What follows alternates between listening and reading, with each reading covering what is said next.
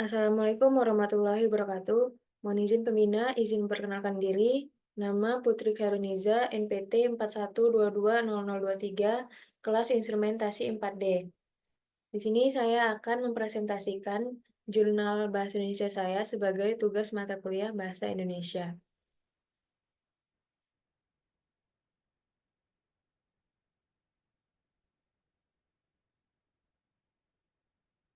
Untuk judulnya yaitu Analisis pengaruh kalimat tidak efektif terhadap komunikasi antar individu melalui asesmen, studi kasus, dan implikasinya.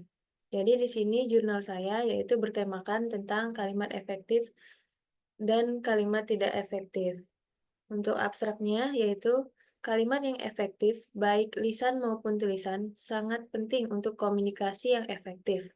Karena kalimat yang tidak efektif dapat menghambat komunikasi dan membuat informasi yang disampaikan tidak jelas.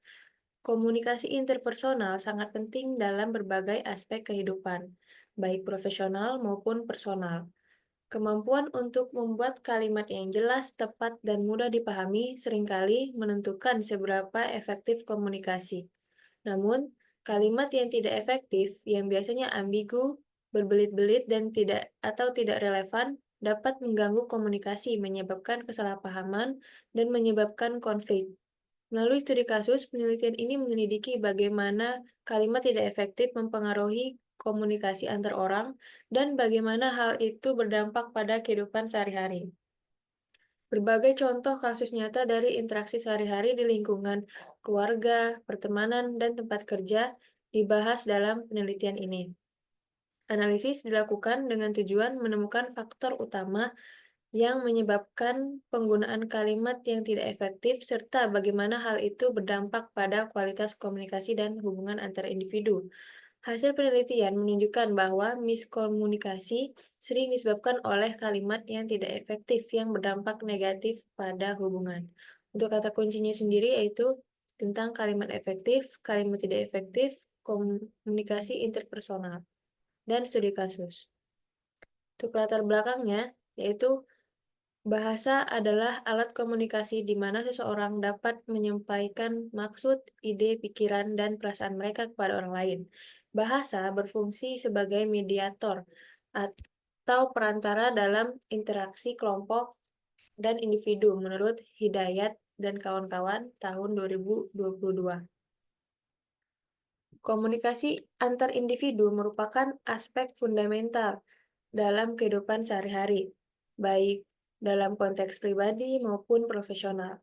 Kemampuan untuk berkomunikasi secara efektif sangat penting dalam membangun dan mempertahankan hubungan yang harmonis, baik itu dalam keluarga, pertemanan, atau lingkungan kerja. Salah satu faktor kunci dalam komunikasi yang efektif adalah penggunaan kalimat yang tepat dan jelas. Namun, dalam praktiknya, tidak semua orang mampu menyusun kalimat dengan baik, sehingga seringkali terjadi penggunaan kalimat tidak efektif yang dapat menghambat proses komunikasi. Kemudian untuk pendahuluannya terdapat juga kalimat, merupakan ujaran atau tulisan yang mempunyai struktur, minimal terdapat subjek, predikat, dan intonasi final menunjukkan makna bernada berita, tanya, atau perintah. Unsur kalimat adalah fungsi sintaksis yang dalam buku tata bahasa lama lazim disebut jabatan kata dan kini disebut peran kata menurut Hidayat dan kawan-kawan tahun 2022. Menurut Rahmawati dalam Nurhayatin tahun 2018, kalimat yang efektif adalah kalimat yang dapat menyampaikan ide dengan tepat dan mudah dipahami oleh pembaca. Kemudian menurut Sugono tahun 2001 menyatakan bahwa kalimat efektif adalah kalimat yang menunjukkan bahwa komunikasi pembicara atau penulis dengan pendengar atau pembaca berjalan dengan baik, sehingga maksud atau isi pembicara atau penulis dapat dipahami dengan jelas pendengar atau pembaca. Sugono tahun 2001. Kemudian, untuk proses komunikasi yang berhasil, kalimat yang efektif baik lisan maupun tulisan sangat penting, menurut Riswati, kutipan Riswati tahun 2015. Sedangkan untuk pengertian kalimat tidak efektif sendiri adalah kalimat yang tidak berhasil menyampaikan pesan secara jelas dan tepat. Penggunaan kalimat yang ambigu, berbelit-belit, atau tidak relevan seringkali menyebabkan miskomunikasi, menimbulkan kesalahpahaman, dan bahkan memicu konflik.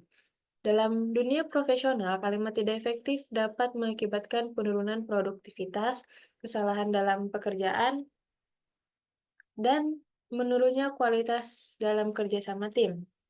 Sementara dalam kehidupan pribadi, hal ini dapat menyebabkan ketegangan dalam hubungan interpersonal dan mengurangi tingkat kepuasan dalam interaksi sosial. Selanjutnya, penelitian ini mengenai pengaruh kalimat tidak efektif terhadap komunikasi antar individu menjadi penting untuk dilakukan guna memahami sejauh mana dampaknya terhadap kualitas komunikasi dan hubungan antar individu. Kemudian untuk perumusan masalahnya yaitu yang pertama, apa definisi dan karakteristik kalimat tidak efektif dalam komunikasi antar individu, bagaimana kalimat tidak efektif mempengaruhi pemahaman dan interpretasi pesan antar individu. Kemudian, bagaimana penggunaan kalimat tidak efektif berkontribusi pada konflik dan kesalahpahaman dalam interaksi interpersonal. Apa perbedaan kalimat tidak efektif dalam komunikasi verbal dan nonverbal? Bagaimana kalimat tidak efektif mempengaruhi dinamika kepercayaan dan kualitas hubungan antar individu? Dan nomor 6, apa contoh situasi nyata di mana kalimat tidak efektif menghambat proses komunikasi antar individu? Yang akan kita bahas dalam penelitian ini untuk tujuan dan manfaatnya, yaitu diantaranya untuk menentukan ciri utama yang membedakan antara kalimat tidak efektif dari kalimat efektif. Kemudian mengidentifikasi efek spesifik pada pemahaman dan penafsiran pesan oleh penerima. Selanjutnya, menjelaskan bagaimana kalimat tidak efektif dapat memicu atau memperburuk konflik. Menjelajahi bagaimana kalimat tidak efektif mempengaruhi komunikasi secara verbal dibandingkan dengan komunikasi nonverbal. Menilai dampak pada tingkat kepercayaan dan kualitas hubungan dalam jangka panjang. Kemudian mengeksplorasi dampak dari penggunaan kalimat tidak efektif dalam komunikasi sehari-hari. Melalui penelitian ini diharapkan dapat memberikan kontribusi yang berarti bagi peningkatan kualitas komunikasi antar individu, baik dalam lingkungan personal maupun profesional. Untuk landasan teori sendiri, yaitu yang pertama ada dari kalimat efektif dan kalimat tidak efektif.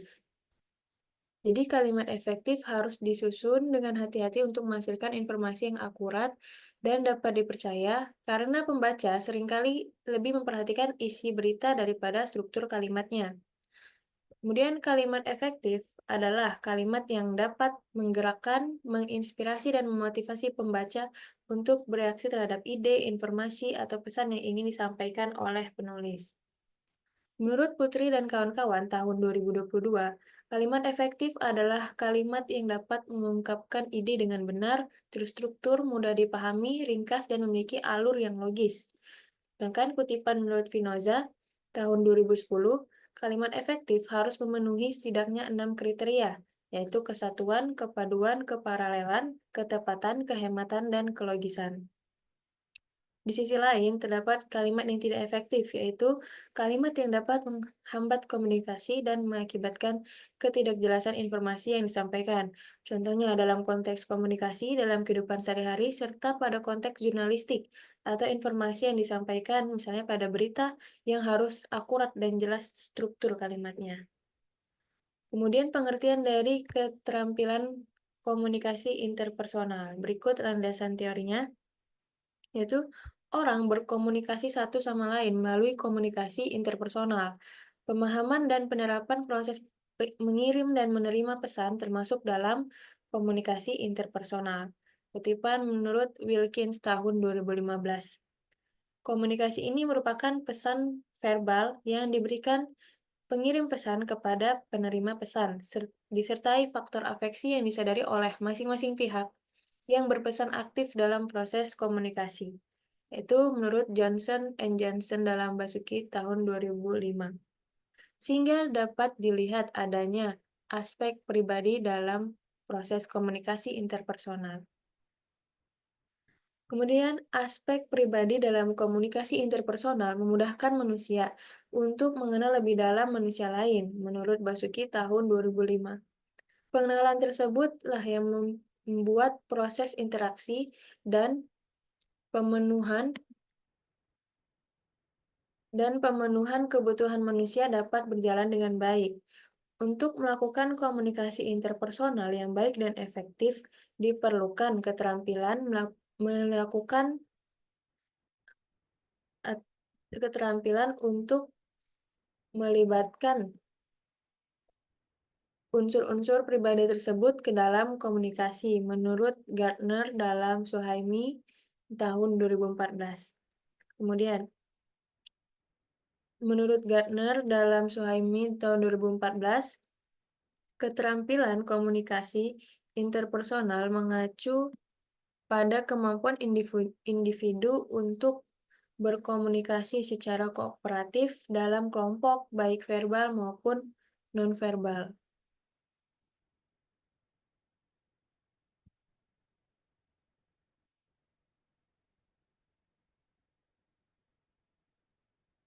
Selanjutnya, seseorang yang memiliki keterampilan komunikasi interpersonal yang efektif akan peka terhadap perasaan dan emosi orang lain di sekelilingnya. Kemampuan ini merupakan ukuran dari kualitas seseorang dalam komunikasi interpersonal yang meliputi pengetahuan tentang aturan-aturan dalam komunikasi nonverbal, seperti sentuhan dan kedekatan fisik, pengetahuan tentang berinteraksi sesuai konteks, memperhatikan orang yang diajak berkomunikasi, dan memperhatikan volume suara, menurut DeVito tahun 2013. Kemudian berikut faktor-faktor yang mempengaruhi keterampilan komunikasi interpersonal. Di antaranya,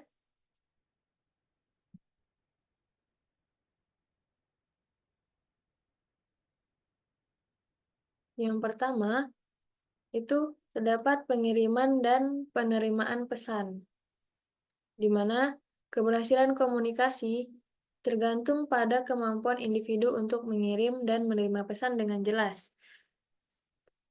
Kemudian ada kompetensi interpersonal, kemudian pesan, saluran komunikasi, konteks, dampak, dan etika. Untuk metode penelitian yang saya gunakan dalam penelitian ini yaitu dengan menggunakan pendekatan penelitian kualitatif. Jadi, penelitian kualitatif digunakan untuk mengetahui alasan di balik tindakan subjek penelitian.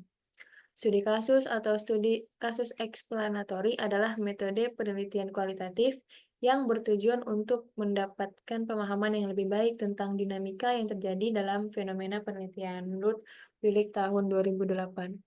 Adapun langkah-langkah yang saya lakukan dalam penelitian yaitu sebagai berikut. Yang pertama ada tahapan pertama yaitu peneliti melakukan observasi awal untuk memperkuat latar belakang fenomena dan informasi awal tentang aplikasi kalimat tidak efektif terhadap komunikasi. Selain itu, penelitian memperdalam teori mereka melalui penelitian literatur dan jurnal-jurnal ilmiah.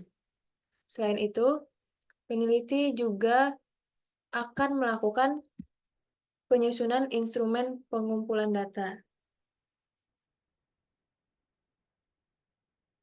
Selanjutnya, tahap tahap kedua, yaitu peneliti melakukan proses pengambilan data melalui soal-soal asesmen yang dibagikan melalui platform media sosial, yaitu yang saya gunakan di sini adalah Instagram. Total ada 7 jenis soal asesmen, diantaranya yang berupa soal pilihan ganda, uraian, menjodohkan, uraian singkat, matriks, mengurutkan, dan PGK-MCMK atau singkatan dari pilihan ganda kompleks multiple choice multi-answer.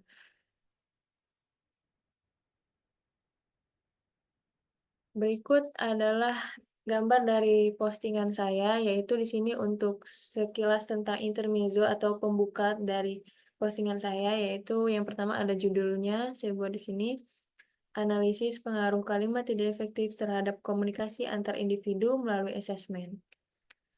Kemudian, saya beri materi sedikit di postingan saya, yaitu tentang kalimat efektif dan kalimat tidak efektif. Di antaranya, hanya singkat saja, kalimat efektif adalah kalimat yang jelas, langsung, dan mudah dipahami oleh orang lain. Selanjutnya, terdapat tulisan quiz time untuk memicu responden untuk menjawab pertanyaan saya di kolom komentar. Kemudian tahap ketiga yaitu data yang didapatkan dari pengumpulan komentar Instagram tersebut, yaitu akan diorganisasikan dan akan dilakukan analisis data. Terdapat opsi satu postingan yang terdiri dari 10 slide dengan soal kuis dari nomor slide 4 sampai 10, sehingga data komentar hanya akan terkumpul pada satu postingan, dan opsi beberapa postingan di mana tiap postingan responden dapat memberikan komentar pada tiap-tiap postingan yang berbeda. Jadi, cara saya yaitu untuk mengumpulkan lebih banyak responden, yaitu saya membuat dua pilihan. Yang pertama yaitu saya mengumpulkannya dalam satu postingan, jadi dalam postingan tersebut terdiri dari beberapa slide. Kemudian satu lagi saya membuat secara terpisah, di mana komentarnya itu pada tiap postingan yang berbeda. Selanjutnya tahap keempat, yaitu pada tahap akhir penarikan kesimpulan dari analisis hasil dan penulisan dari laporan penelitian yang akan dilakukan. Untuk hasil dan pembahasannya, yaitu yang pertama untuk pilihan ganda dan pilihan ganda kompleks yang ada di slide ke-6 di postingan saya, yaitu soalnya adalah berikut ini yang harus ada pada kalimat efektif adalah, berikut ini ciri yang harus ada pada kalimat efektif adalah, yang A. redundan, B. ambigu, C. menghindari redundansi, D. tidak memotivasi. Seperti yang kita tahu di sini tentang pendahuluan tadi, yaitu tentang kalimat efektif. Ciri-cirinya yaitu yang harus ada tentu tidak redundan. Redundan itu maksudnya terlalu melebih-lebihkan. Jadi menghindari redundansi. Jadi jawabannya yang tepat adalah yang C.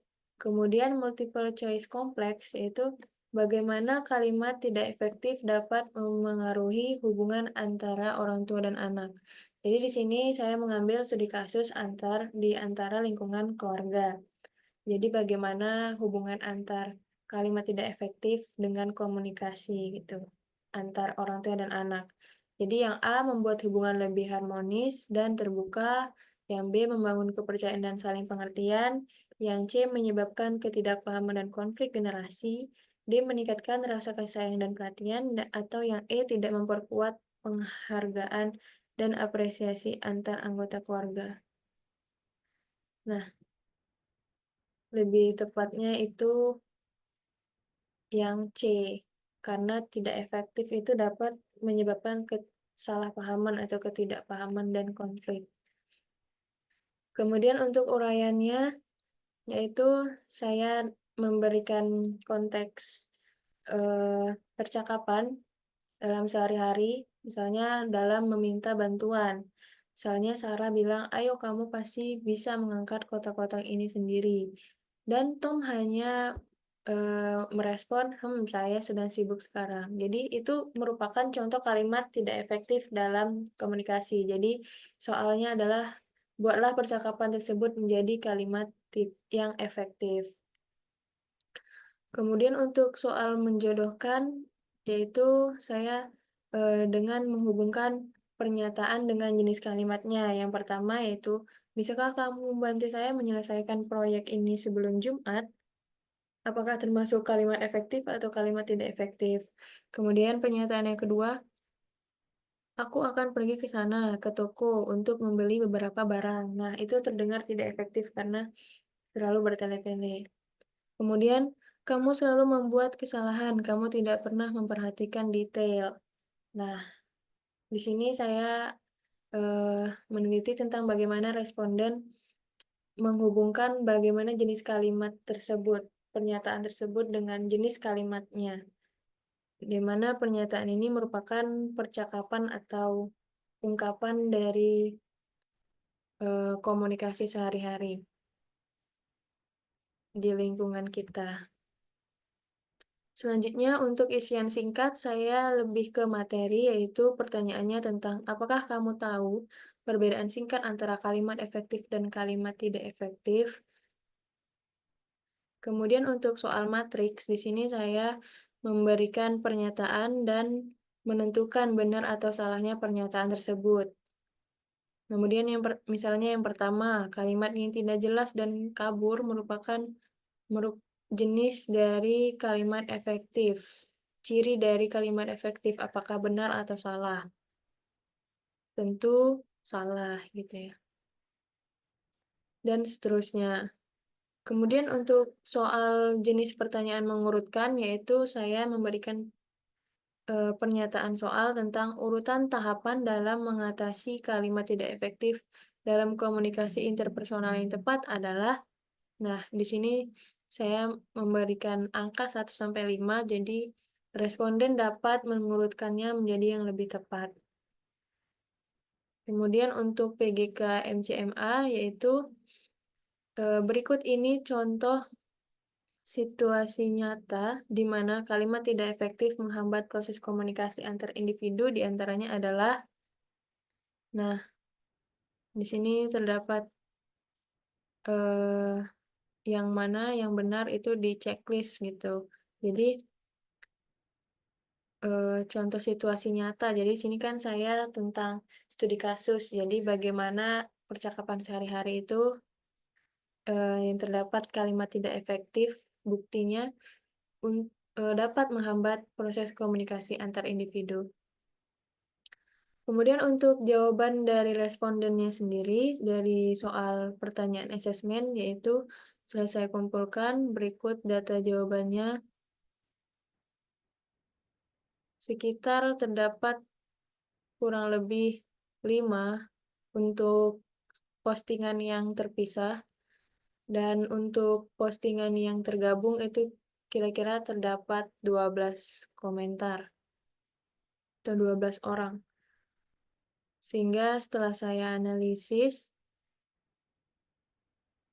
berikut kumpulan pertanyaan yang dijawab dalam satu komentar dan postingan yang sama, supaya dapat lebih mengambil banyak responden. Itu merupakan alasan saya memisahkan opsinya. Kemudian penelitian ini dilakukan selama 7 hari, jadi saya mengumpulkan komentar dulu, terlebih dahulu, dari tanggal saya memposting postingan, yaitu tanggal 14 Mei 2024 melalui media sosial media Instagram. Kemudian kalimat-kalimat responden dari kolom komentar tersebut kemudian dianalisis lebih lanjut oleh peneliti sehingga dapat diketahui bahwa kalimat efektif memiliki 6 syarat, yaitu kesatuan, kepaduan, keparalelan, ketepatan, kehematan, dan kelogisan. Dengan mengacu pada teori tersebut, peneliti berusaha mencari kalimat-kalimat yang melanggar atau tidak memenuhi keenam syarat kalimat efektif tersebut. Jadi dari 7 pertanyaan asesmen, hampir seluruh responden dapat menjawab pertanyaan dengan benar. Hal ini menunjukkan bahwa pemahaman penggunaan kalimat efektif dari taruna tergolong sangat baik. Berikut ini penjelasan mengenai jawaban responden dari masing-masing soal asesmen. Yang pertama ada pilihan berganda, soalnya bagaimana kalimat tidak efektif memengaruhi hubungan antara orang tua dan anak, yaitu diantaranya jawabannya yaitu yang C, menghindari redundansi. Kemudian untuk soal selanjutnya,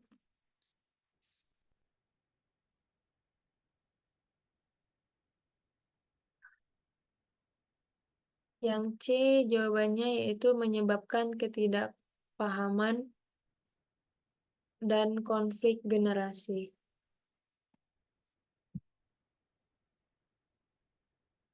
Jadi jawabannya yang C yaitu menyebabkan ketidakpahaman dan konflik generasi. Jadi Hal ini sangat penting dalam hubungan antar penjelasannya yaitu hal ini sangat penting dalam hubungan antara orang tua dan anak karena komunikasi yang tidak efektif dapat merusak hubungan, mengurangi kepercayaan, dan menimbulkan ketegangan. Jadi dari total 5 responden menjawab soal dengan benar. Kemudian untuk soal uraian, di sini konteksnya meminta bantuan, di mana Sarah bilang, "Ayo, kamu pasti bisa mengangkat kotak-kotak ini sendiri." Di mana maksud Sarah di sini adalah dia harusnya meminta bantuan tuh kepada Tom. Jadi lebih langsung mengekspresikan permintaan atau bantuan gitu. Untuk respondennya sendiri menjawab dari @dilaulia_s01, "Sarah, bisakah kamu membantu saya mengangkat kotak-kotak ini?" Kemudian Tom, "Tentu saya akan membantu." Nah, sini sangat tepat. Jadi, untuk membuat percakapan tersebut menjadi lebih efektif dalam komunikasi interpersonal, kita perlu mengubahnya agar lebih jelas dan langsung, serta mengekspresikan permintaan dan respon dengan cara yang lebih mudah dipahami dan kooperatif. Kemudian untuk responden yang lainnya dari @felixselvestris juga sama, dan @fahrulrizki, "Bisakah kamu membantu saya mengangkat kotak-kotak ini?" Tentu saya akan membantu. Jawaban responden mengenai soal ini sudah tepat, namun penulisan jawaban masih belum diperhatikan mengenai tanda baca dan EYD yang sesuai. Contohnya yaitu dalam percakapan biasanya ditandai dengan huruf kapital dan tanda petik di awalnya seperti itu. Kemudian untuk soal menjodohkan, yaitu jawaban responden sendiri, yaitu 1A atau kalimat efektif, "Bisakah kamu membantu saya menyelesaikan proyek ini sebelum Jumat?" Benar. Kemudian, "Aku akan pergi ke sana ke toko untuk membeli beberapa barang." Nah, ini merupakan kalimat tidak efektif. Jadi yang B, 1A, 2B. Kemudian yang ketiga, "Kamu selalu membuat kesalahan. Kamu tidak pernah memperhatikan detail." Nah, di sini juga merupakan kalimat tidak efektif karena merupakan kalimat ini bersifat menuduh karena ada kata selalu dan absolut yang memicu defensif dan konflik, tidak ada saran atau solusi yang ditawarkan. Kemudian untuk yang keempat, saya menyadari bahwa kita semua memiliki kelemahan, tetapi saya berharap kita dapat lebih berhati-hati dengan detail di masa depan. Ini merupakan kalimat efektif karena mengakui realitas dari manusiawi.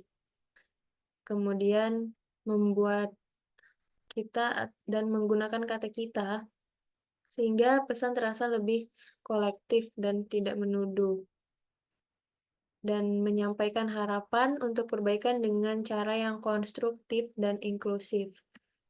Untuk hubungannya dengan komunikasi interpersonal sendiri, yaitu lebih mudah diterima, dan pendekatan ini lebih mungkin mudah diterima dengan baik karena memberikan umpan balik yang membangun sekaligus menunjukkan empati, sehingga memperkuat hubungan dan meningkatkannya kolaborasi.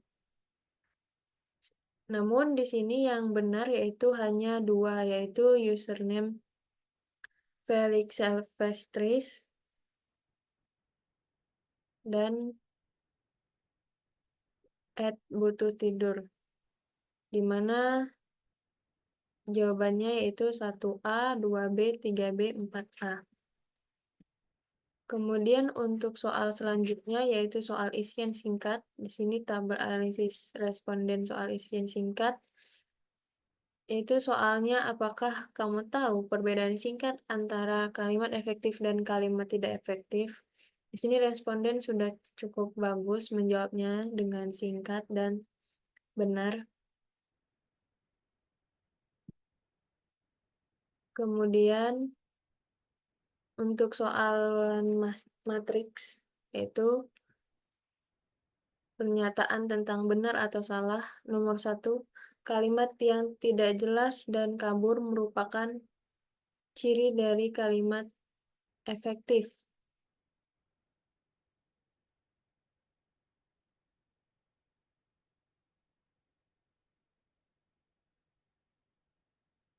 Nomor satu, kalimat yang tidak jelas dan kabur merupakan ciri dari kalimat efektif.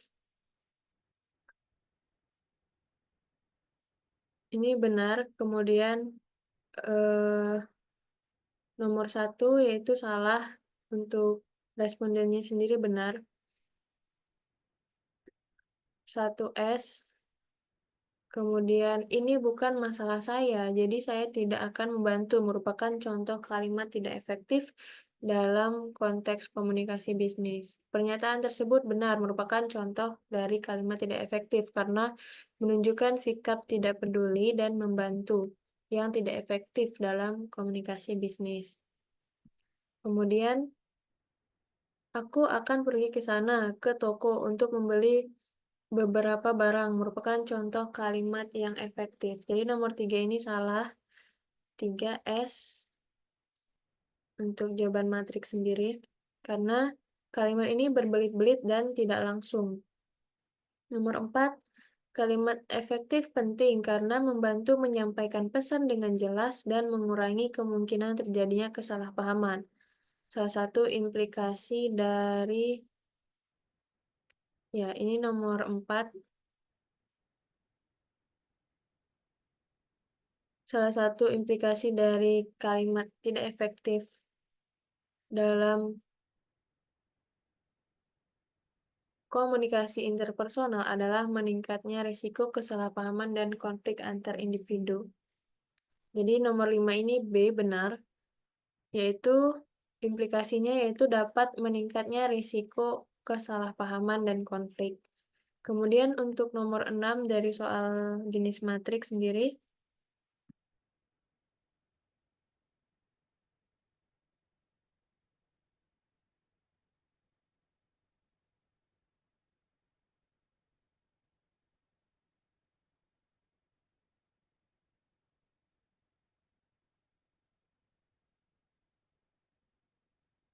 di sini ini nomor 5.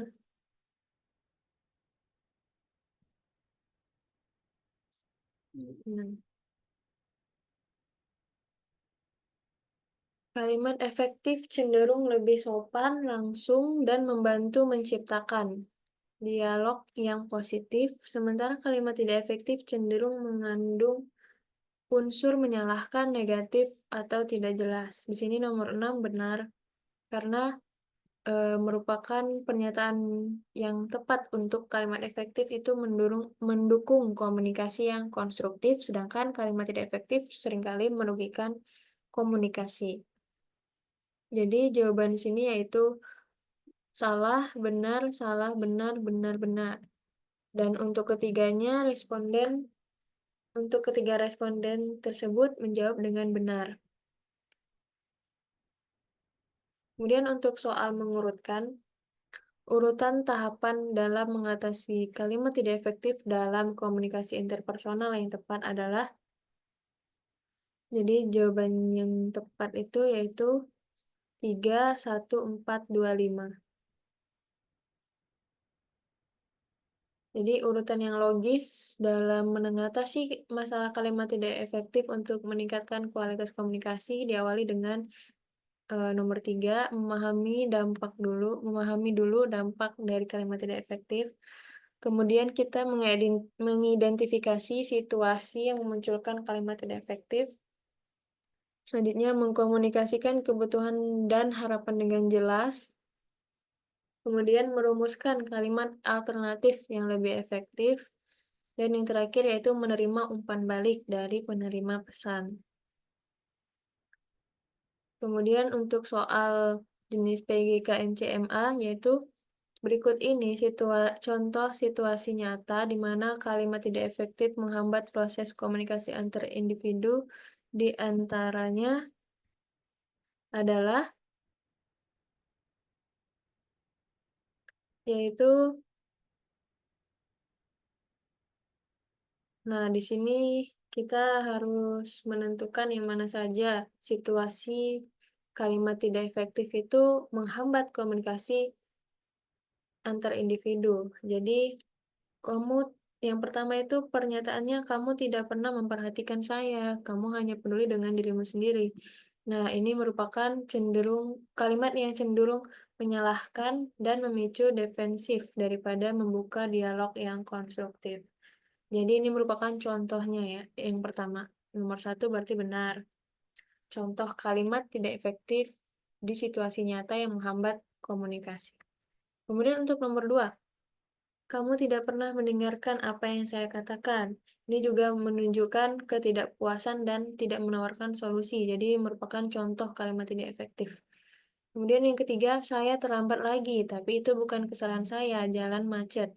Nah, nomor tiga ini kalimat yang menunjukkan pemindahan tanggung jawab tanpa tanggung jawab penuh. Jadi menunjukkan bahwa dia tidak bertanggung jawab, padahal kesalahan dia itu terlambat seperti itu. Sehingga dapat mengurangi akuntabilitas dan kerjasama. Nomor keempat, pernyataan keempat, yaitu terima kasih atas kontribusi Anda dalam proyek ini. Saya sangat menghargainya. Nah, itu merupakan salah satu contoh kalimat yang eh, efektif gitu. Namun, meskipun positif, kalimat itu dapat lebih efektif jika menyertakan detail konkret tentang kontribusi yang dihargainya. Jadi di sini tentang kalimat yang tidak efektif, sedangkan ini kalimat yang efektif seperti itu. Nomor selanjutnya yaitu saya merasa kadang-kadang perhatian saya tidak dihargai. Apakah kita bisa duduk bersama dan membicarakan cara agar kita lebih cara agar kita bisa lebih saling mendengarkan? Nah, di sini mengajukan kebutuhan dengan jelas sehingga merupakan yang tepat, contoh kalimat yang lebih efektif dalam komunikasi. Baik, jadi jawaban yang benar untuk soal jenis PGK-MCMK ini adalah nomor 1, 2, 3, 5, dan 6. Menggunakan kalimat yang lebih jelas, terbuka, dan mendukung dialog yang positif dapat membantu meningkatkan efektivitas komunikasi antar individu. Jadi untuk kesimpulannya, jadi di sini penelitian ini menegaskan pentingnya komunikasi antar individu dalam kehidupan personal dan profesional. Efektivitas komunikasi sangat dipengaruhi oleh kemampuan menyusun kalimat yang jelas dan tepat. Kalimat yang tidak efektif dapat menghambat komunikasi, menimbulkan kesalahpahaman, dan memicu konflik. Analisis berbagai contoh kasus dari interaksi sehari-hari di keluarga, pertemanan, dan tempat kerja menunjukkan bahwa kalimat tidak efektif sering menyebabkan miskomunikasi yang berdampak negatif pada hubungan interpersonal dan produktivitas kerja. Penelitian ini mengungkap bahwa penerapan strategi komunikasi yang lebih jelas dan tepat dapat meningkatkan kualitas interaksi antar individu secara signifikan. Temuan ini menekankan pentingnya pendidikan dan pelatihan dalam menyusun kalimat efektif untuk meningkatkan keterampilan komunikasi. Diharapkan hal ini dapat menciptakan lingkungan komunikasi yang lebih harmonis dan produktif. Jurnal ini memberikan kontribusi penting dalam memahami dinamika komunikasi antar individu dan menawarkan solusi praktis untuk mengatasi kendala yang ditimbulkan oleh kalimat tidak efektif serta menyediakan yang panduan yang tepat diterapkan dalam kehidupan sehari-hari untuk meningkatkan kualitas komunikasi hubungan antar individu. Berdasarkan sajian, analisis data, dan pembahasan hasil penelitian, dapat disimpulkan bahwa pemahaman penggunaan kalimat efektif dan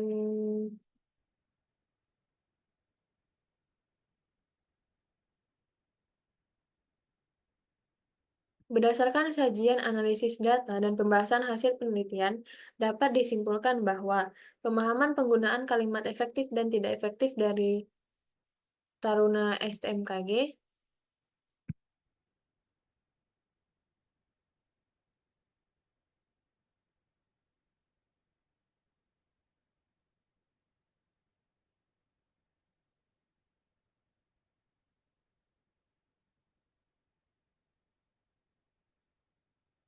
Berdasarkan sajian, analisis data, dan pembahasan hasil penelitian, dapat disimpulkan bahwa pemahaman penggunaan kalimat efektif dan tidak efektif taruna Sekolah Tinggi Meteorologi, Klimatologi, dan Geofisika tergolong sangat baik.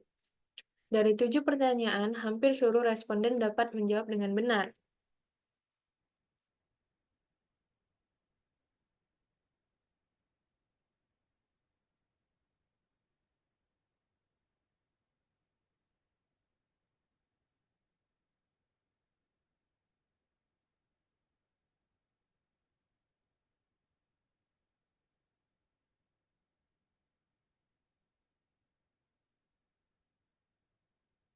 Dari 7 pertanyaan, hampir seluruh responden dapat menjawab dengan benar.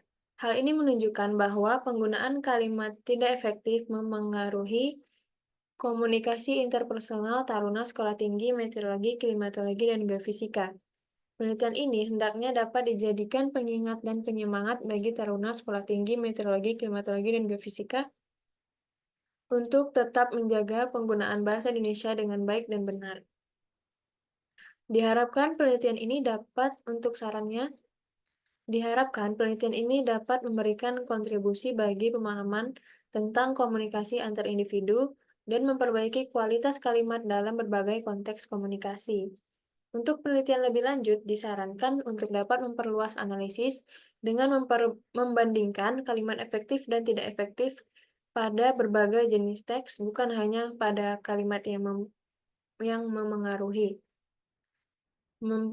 komunikasi sehari-hari, misalnya pada artikel berita dan melibatkan responden atau partisipan dalam penelitian lebih lanjut untuk mengidentifikasi persepsi mereka tentang kalimat efektif dan ketidakefektifan, serta mempertimbangkan faktor konteks seperti budaya dan latar belakang sosial yang dapat memengaruhi persepsi terhadap kalimat efektif.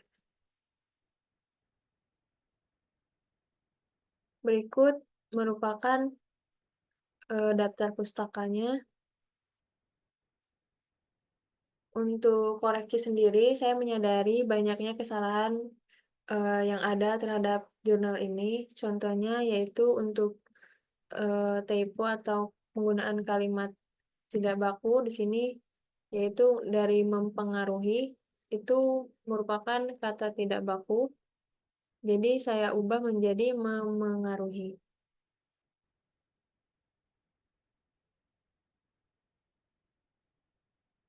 Oke, sudah. Jadi seluruhnya saya ubah menjadi memengaruhi.